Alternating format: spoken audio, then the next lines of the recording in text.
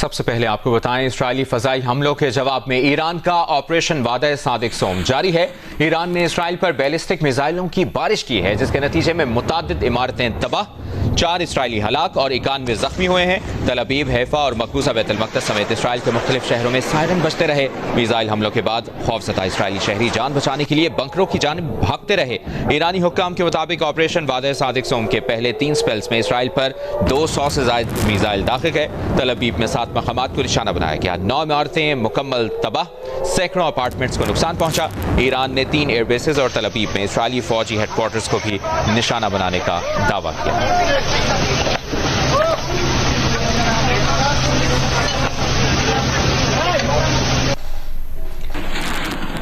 اسرائیل کے تازہ دہشت گرد حملوں میں ایران کے مزید 3 جوہری سائنسدان شہید ہو گئے ہیں۔ ایرانی سرکاری ٹی وی کے مطابق شہید جوہری سائنسدانوں میں علی بقائی کریمی، منصور اصغری اور سعید برجی شامل ہیں۔ ایران کے سرکاری ٹی وی کے مطابق اسرائیلی حملوں میں مجموعی طور پر 9 جوہری سائنسدان شہید ہوئے ہیں۔ اسرائیلی فوج نے کہا ہے کہ یہ 9 ایرانی سائنسدان ایران کا جوہری پروگرام آگے بڑھانے کے ذمہ دار تھے۔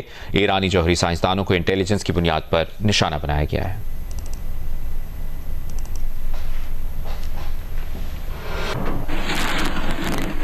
اسرائیلی وزیر دفاع نے کہا ہے کہ اگر ایران نے اسرائیل پر میزائل حملے جاری رکھے تو پھر تہران کو جلتا ہوا پائیں گے۔ اپنے بیان میں اسرائیلی وزیر دفاع نے کہا کہ خامنہئی اسرائیلی شہریوں کو نقصان پہنچا کر ایسی صورتحال پیدا کر رہے ہیں جس کی قیمت ایرانی شہری چکائیں گے۔ ایرانی آمر نے اپنے ہی عوام کو یرغمال بنایا ہوا ہے۔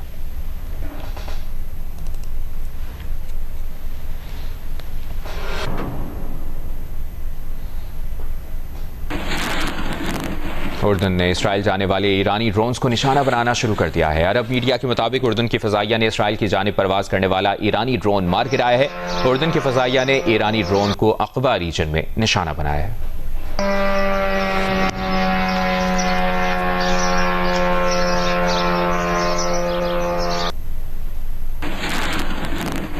وزیر دفاع خواجہ آصف نے مسلم ممالک سے اسرائیل سے سفارتی تعلقات ختم کرنے کا مطالبہ کر دیا ہے۔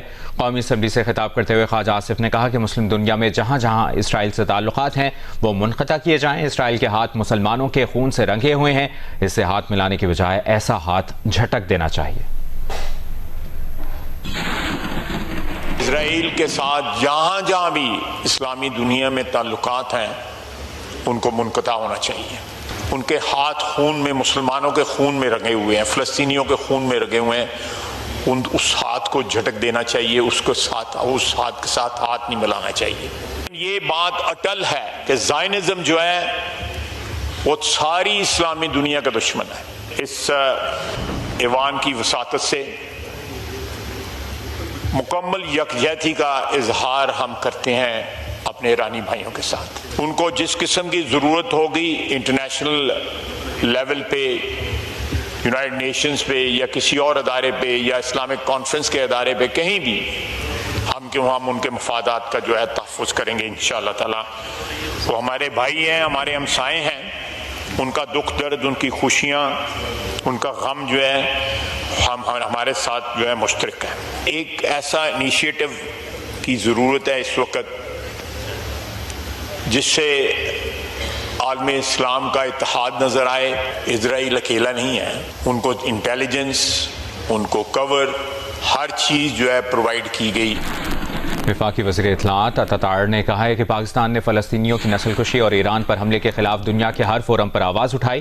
قومی اسمبلی میں اظہار خیال کرتے ہوئے اتاتار نے کہا کہ وزیر اعظم، نائب وزیر اعظم اور دفتر خارجہ کی جانب سے مسلسل اسرائیل کے خلاف بیان جاری کیے جا رہے ہیں۔ فلسطین کا معاملہ ہو، غزہ کا معاملہ ہو، ایران پہ حملے کا معاملہ ہو، وزیر اعظم، نائب وزیر اعظم، ادھر کے ممبران تقریر بھی کرتے ہیں، ہر کسی کی طرف سے ایکس پر بھی پیغام جاری کیا جاتا ہے، سٹیٹمنٹس بھی آتے ہیں۔ پاکستانی قوم کے جذبات کی بہت اچھی نمائندگی اقوام متحدہ میں بھی کی گئی اور پاکستان کی طرف سے جو سٹیٹمنٹس ہیں اس پر بھی کی گئی۔ فلسطین کے نہتے مسلمانوں کو پاکستانیوں نے کبھی نہ بھلایا تھا، نہ بھلائیں گے۔ پاکستان چند ممالک میں شامل ہے کہ جس کی امدادی سامان پہنچا ہے فلسطین تک، اور میں پچھلی مرتبہ بھی ذکر کیا تھا کہ اس میں الخدمت فاؤنڈیشن کا بڑا ہاتھ ہے۔ حکومت پاکستان نے جو ہمارے سفیر ہیں اردن میں مصر میں مختلف ممالک کے اندر انہوں نے اس میں بڑا کردار ادا کیا ہے. مجھے بتا دیں کہ ان کے بانی کا اکاؤنٹ ملک کی فوج کے خلاف ٹویٹ کرنے میں تو نمبر 1 ہوتا ہے, ابھی تک ایران کے اوپر ادھر سے بیان ابھی تک کیوں نہیں آیا؟ میں یہ سوال کرنا چاہتا ہوں. وزیر اعلیٰ سندھ مراد علی شاہ نے کہا ہے کہ وفاق نے تحفظات دور نہ کیے تو پیپلز پارٹی وفاقی بجٹ کی منظوری کے لیے ووٹ نہیں دے گی. پوسٹ بجٹ نیوز کانفرنس کے دوران وزیر اعلیٰ سندھ نے کہا کہ چیئرمین بلاول بھٹو کی واضح ہدایت ہے کہ سندھ کے تحفظات دور ہوئے بغیر وفاقی بجٹ میں ووٹ نہ دیا جائے. وفاق سے سندھ کو چلانے کی کوئی کوشش پہلے بھی کامیاب نہیں ہوئی ہے اور موجودہ وفاقی حکومت کے پاس تو ویسے بھی کوئی اختیار نہیں ہے. 3 آبجیکشنز کے ساتھ یا 3 ریزرویشنز کے ساتھ ہم نے NEC کو منظور کیا. انفارچونیٹلی جب یہ PSDP آئی تو اس میں نہیں ہے. میں نے اپنے پارٹی لیڈرشپ میں چلے بتا ہی دیتا ہوں, جو چیئرمین صاحب کی طرف سے ہدایت آئی ہے کہ اگر یہ درست نہیں ہوگا تو ہم بجٹ سپورٹ نہیں کریں گے. اس کے ساتھ ساتھ ایک اور چیز بھی, انہوں نے 18% ٹیکس لگا دیا ہے سولر پینلز پہ. وہ بھی ہمارا پوائنٹ آف ویو ہے کہ ایک طرف ہم اس کو پروموٹ کر رہے ہیں کہ لوگوں کو آپ بجلی پہنچا نہیں سکتے, اوپر سے آپ ٹیکس لگا رہے ہیں.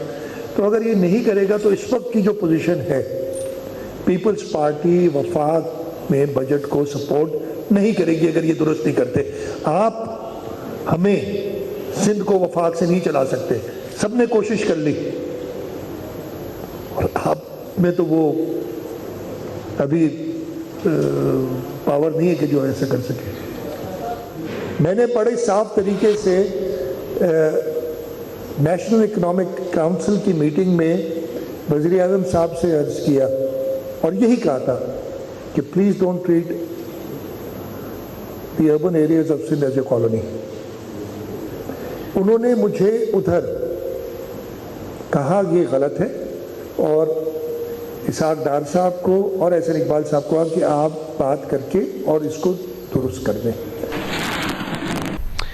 بریک کے بعد آپ کو بتائیں, عالمی ادارے صحت کے مطابق پاکستان میں سالانہ 40 لاکھ بوتل خون کی ضرورت ہوتی ہے, لیکن صرف 1.2 سے 1.5 ملین بوتل خون ہی دستیاب ہو پاتی ہے, جبکہ گرمی کے موسم میں خون کی احتیاط میں نمایاں کمی سے مریضوں کو شدید مشکلات کا سامنا کرنا پڑتا ہے. اس کی تفصیل بتا رہے ہیں عرفان اللہ. ماہرین کے مطابق پاکستان میں 1000 افراد میں سے صرف 17 لوگ ہی خون عطیہ کرتے ہیں, جبکہ شدید گرمی میں خون کی عطیات نہ ہونے کے برابر ہونے سے مریض مشکلات کا شکار ہو جاتے ہیں. سندس فاؤنڈیشن میں تھیلیسیمیا پیشنٹ رجسٹرڈ ہوں, اور جیسا کہ گرمی ہے اور ہمیں ہر 15 سے 20 دن کے بعد بلڈ کی ضرورت ہے, کیونکہ blood is like a food for us. تو ہمیں خاص طور پہ اس موسم میں جبکہ اسکول یونیورسٹیز بھی بند ہیں اور فیکٹریز میں بھی گرمی کی شدت بہت زیادہ ہے, تو ڈونرز جو ہے بلڈ نہیں دے رہے. میری بیٹوں دونوں کو بلڈ لگتا ہے سندر فاؤنڈیشن میں فیصل آباد سے, تو تقریباً 1 منتھ میں 2 دفعہ دونوں کو لگتا ہے. بلڈ کی ابھی بڑی قلت بنی ہوئی ہے. رفاہی اداروں کے منتظمین کا کہنا ہے کہ گرمی کے موسم میں خون کی احتیاط کی معمول سے زیادہ ضرورت ہوتی ہے. میکسیمم عوام اس گرمی کے موسم میں, کیونکہ یہاں پر بلڈ کی جو ڈونیشن ہے وہ 50% تک کم ہو جاتی ہے, تو زیادہ سے زیادہ لوگ آئیں اور ہمارے پاس آ کر بلڈ ڈونیٹ کریں. خون کے مرض میں مبتلا مریضوں کی مشکلات میں کمی کے لیے خصوصاً گرمی کے موسم میں رضاکارانہ خون کی احتیاط میں اضافے کی اشد ضرورت ہے. کیمرامین علی اسلان اور محمد عثمان کے ساتھ عرفان اللہ, جیو نیوز, فیصلہ آباد. وزیر دفاع خواجہ آصف نے کہا ہے کہ 2019 میں ابھینندن کو بھارت واپس بھیجنا پاکستان کا سرنڈر تھا.